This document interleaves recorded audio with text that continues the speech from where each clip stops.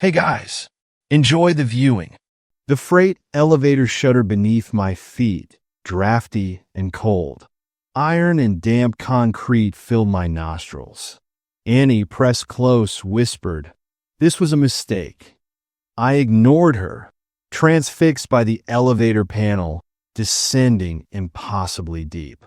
A week earlier, a black envelope had appeared under my apartment door. No return address, just my name and a promise of an exclusive, one-night-only art experience. Against all logic, I'd RSVP'd, driven by a gnawing curiosity that Annie had warned me against. The doors groaned open into a narrow hallway lined with flickering sconces. Muted conversations and occasional laughter drifted from ahead. Annie gripped my arm. "We'll just look, then leave." A gaunt man in a tailored suit bowed us into a cavernous room. Dark, piercing eyes tracked our movement. Dozens of gilded chairs faced a stage where a large screen displayed what first seemed like abstract art, but resolved into a redacted surveillance dossier. The complete file on a senator being vetted for presidential candidacy. The auctioneer announced coldly, "Opening bid, $500,000. My stomach twisted. This wasn't art. This was something else entirely.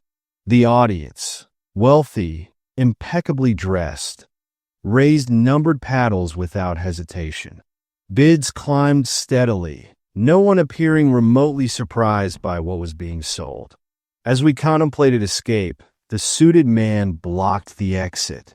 "Enjoy yourselves," he said, a threat disguised as an invitation. We edged toward champagne, pretending to belong.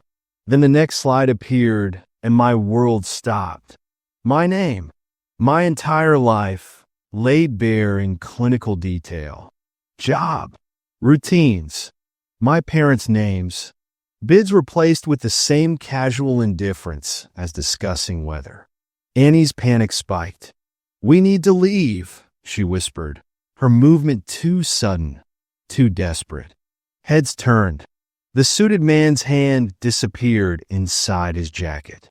Instinct took over. I pulled Annie back, buying us seconds. The auctioneer's voice cut through the silence. "Is there a problem?" My stammered excuse convinced no one. Two broad-shouldered men began moving toward us. Adrenaline exploded. We sprinted for the elevator, throwing ourselves inside and hammering the surface button. The doors closed on the suited man's dark, calculating gaze. We exploded into the night, gasping, trembling. Miles away, Annie finally spoke. "Will they come after us?" I stared at the black envelope on the dashboard, its gold lettering glinting. One question burned in my mind. How had they found me in the first place? The night's events hung between us. A nightmare too real to dismiss, too dangerous to ignore. Riverview unfolded like a deceptive postcard.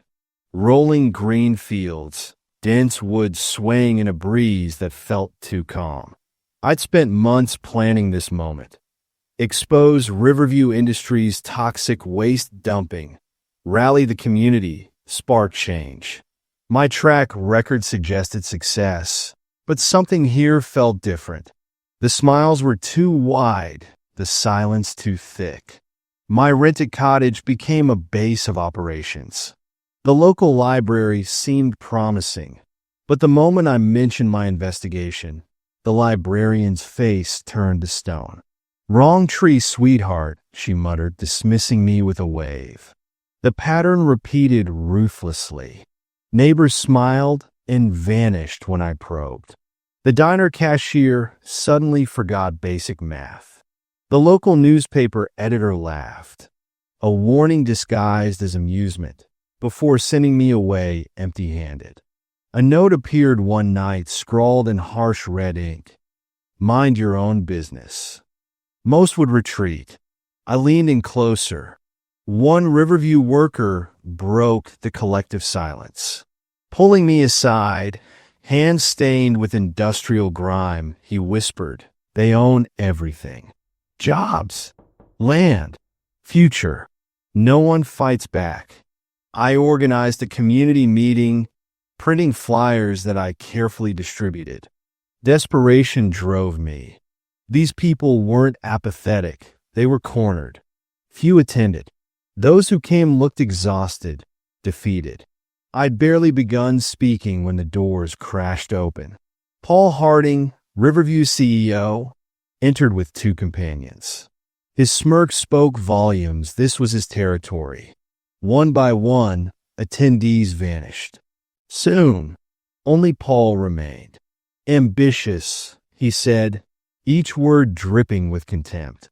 "You don't understand this town. And if I don't stop," I challenged. His smile disappeared. "You'll regret it." The next days became a gauntlet of intimidation. My car's engine gutted.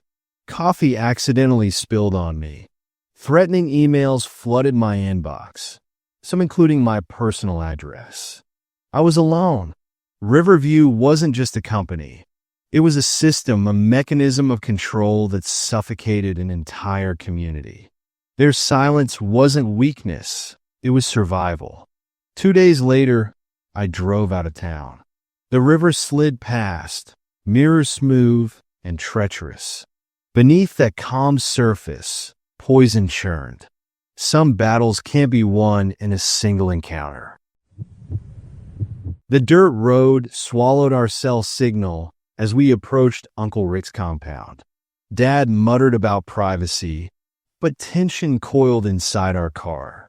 Mom's fingers dug into the armrest. Jack watched me, wide-eyed and nervous. Rick's fortress emerged between towering pines. High fences, motion cameras, an electronic gate that grudgingly opened with Dad's memorized code. Rick waited on the porch, his grin never reaching his eyes. "Welcome to paradise," he called. "The safest place you'll ever be." The cabin's interior betrayed Rick's obsession. Weapons, maps, canned goods covering every surface. He toured us proudly, slapping a steel bunker door. "When the world ends," he declared, "we'll be ready." His excitement felt different this time, manic, desperate. Mom and Dad exchanged worried glances. That night, around the fire pit, Rick ranted about societal collapse. Governments failing. Humanity asleep. Jack dozed off, but I watched Rick's eyes, burning with a dangerous intensity that bordered on madness. Morning brought the first warning. Our car keys vanished. Dad confronted Rick, who dismissed the concern as a safety measure. "Ready for what?" Dad demanded. Rick's grin returned. "The test." I discovered maps in his study. Routes, coordinates, mysterious names scribbled in margins. Something was brewing. By evening, Rick gathered us, rifle in hand. A survival drill, he claimed. 2-minute head start before he hunted us through the woods. Jack broke into terrified sobs. Mom tried arguing, but Rick's facade crumbled. "Not optional," he said coldly. We ran. Branches whipped our faces. Jack stumbled, and I dragged him forward. Floodlights erupted behind us. Rick's voice crackled over speakers. 5-minute lead. Use it wisely. A gunshot split the night. Jack screamed. We dove behind a fallen log hidden. My parents' voices had vanished. Just us now. Rick's taunts echoed. "You're slowing down. Can't win if you don't play." Hours seemed to pass before silence consumed the forest. Cautiously, I crept back toward the compound. Cameras scanned. The gate remained locked. Our car was gone. Rick had planned everything. This wasn't about survival. This was about total control.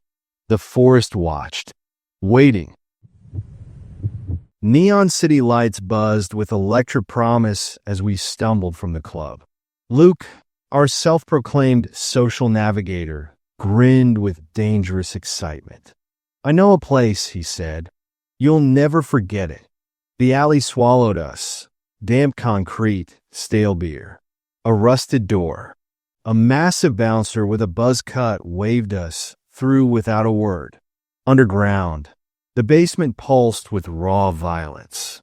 Bare bulbs swung overhead. A makeshift ring dominated the space. Two men trading brutal punches while a frenzied crowd screamed. Blood splattered the canvas. "Welcome to the Fight Club," Luke shouted, eyes wild. I grabbed his sleeve. "We shouldn't be here." He laughed. "Cash is the only requirement." The atmosphere crackled with savage energy. Bets flew. Money changed hands. This wasn't just fighting. This was something darker. Luke goaded Adam into the ring. The announcer, a wiry man with a megaphone, called for fresh meat. Adam hesitated, then stepped forward. His opponent was a mountain of muscle, scarred and seasoned. Adam looked like a child beside him. The bell rang.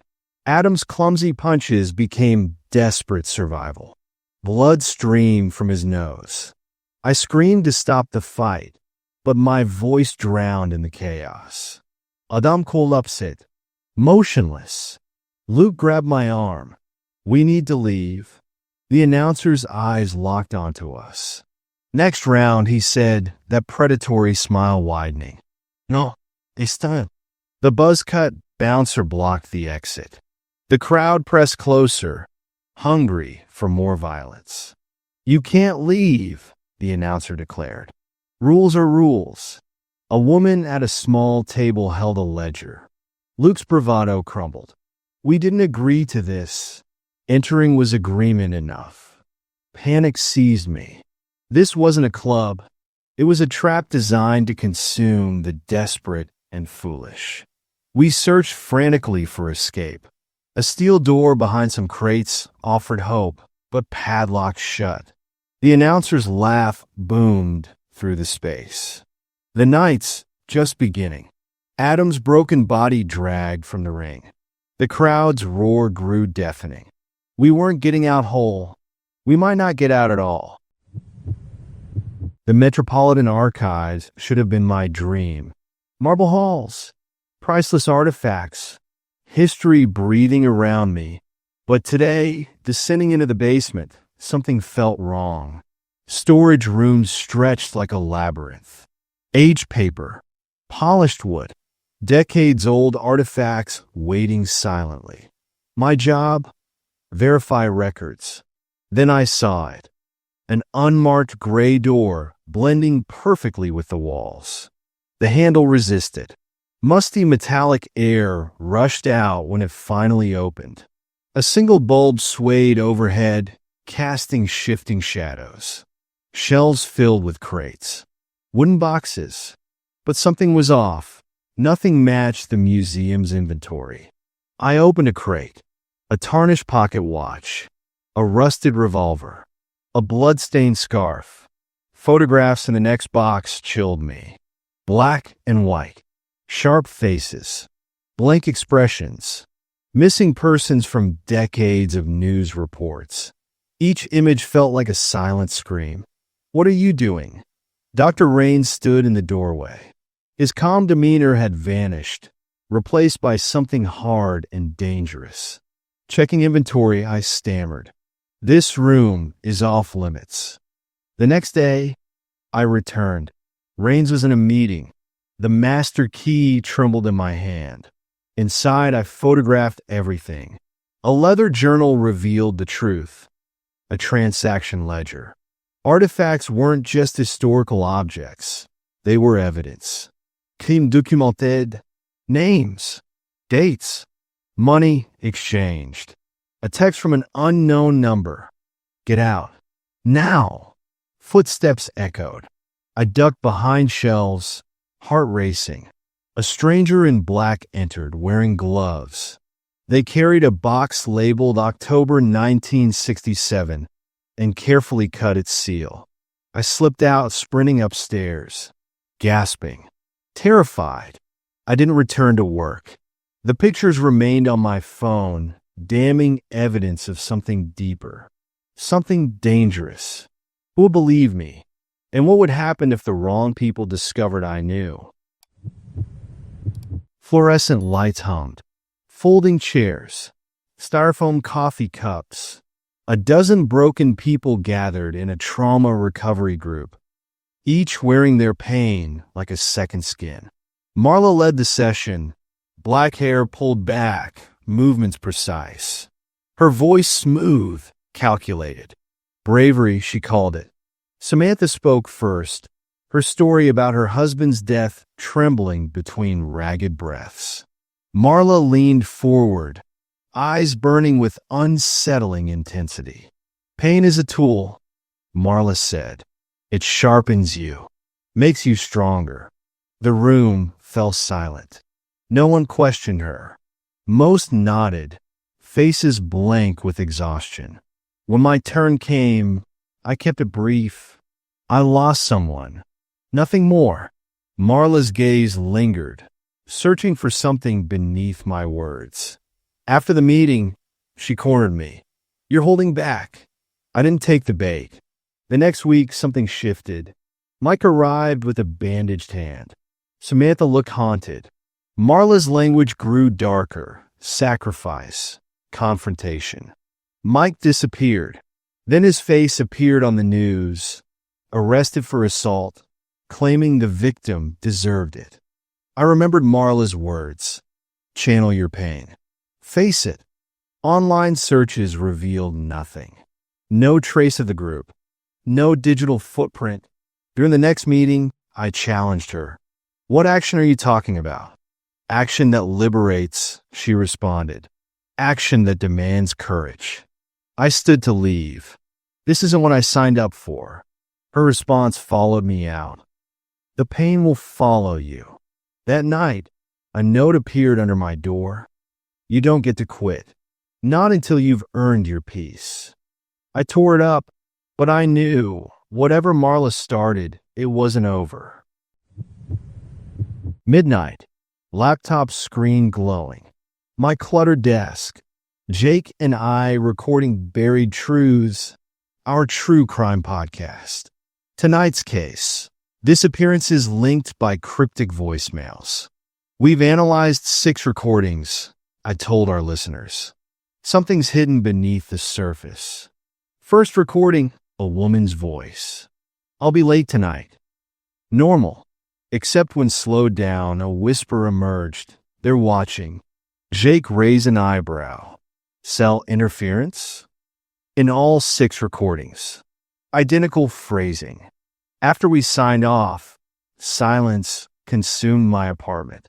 Then the text came, unknown number. You're close.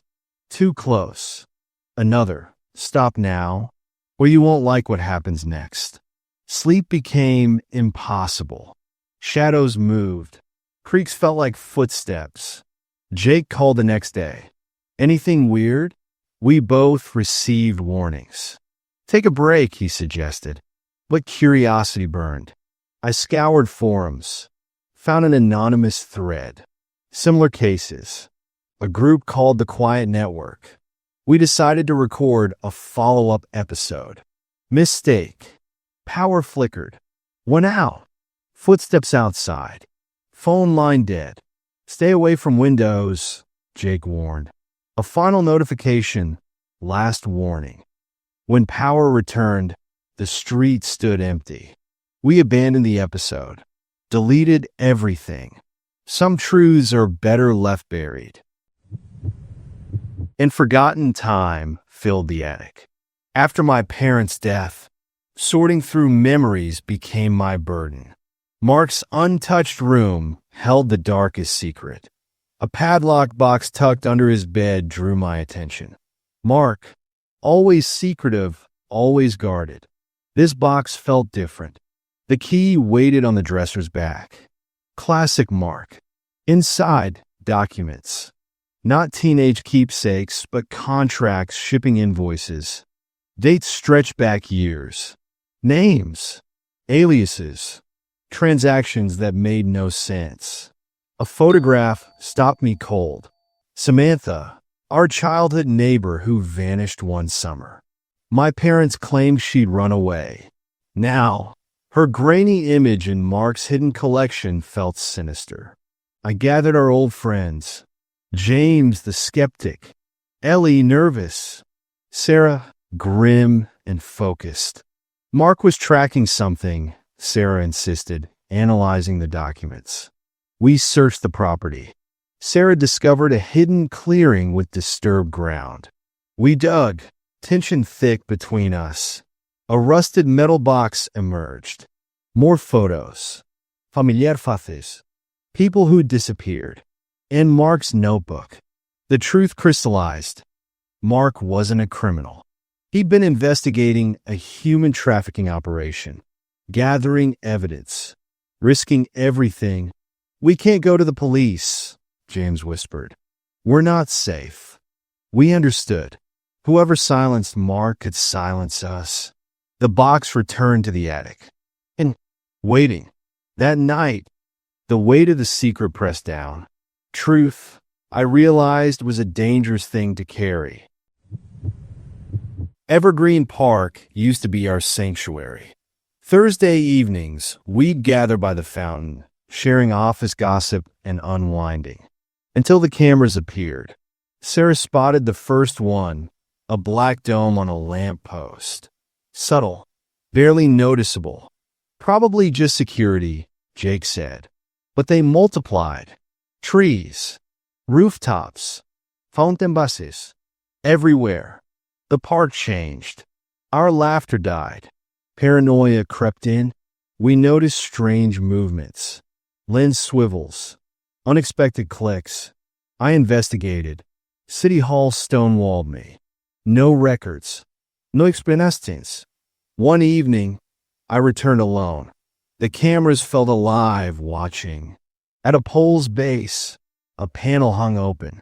Wires. A blinking red light. You shouldn't be doing that.